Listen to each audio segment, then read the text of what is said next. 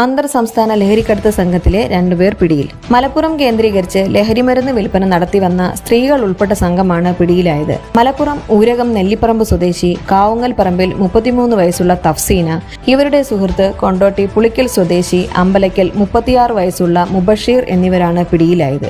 ഇവരിൽ നിന്നും ഏകദേശം 1.5 ലക്ഷത്തോളം രൂപയോളം വില വരുന്ന 31 ഗ്രാമോളം MDMA പിടിച്ചെടുത്തു. ലഹരിമരുന്ന് കടത്താൻ ഉപയോഗിച്ച കാറും പിടിച്ചെടുത്തു.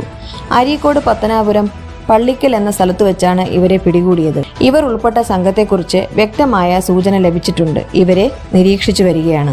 മലപ്പുറം ജില്ലാ പോലീസ് മേധാവി ശശികുമാറിന് ലഭിച്ച രഹസ്യ വിവരത്തിന്റെ അടിസ്ഥാനത്തിൽ കൊണ്ടോട്ടി DYSP സിദ്ദീഖ് അരീക്കോട്, ഇൻസ്പെക്ടർ ആദം ഖാൻ എന്നിവരുടെ നേതൃത്വത്തിൽ sub inspector Albi Thomas Varkey, DANSAF team അംഗങ്ങളും അരീക്കോട് സ്റ്റേഷനിലെ ഉദ്യോഗസ്ഥരുമായ ബിജു, വിനോദ് കുമാർ, ഫാസില, കബീർ എന്നിവരും ചേർന്നാണ് പ്രതികളെ പിടികൂടിയത്.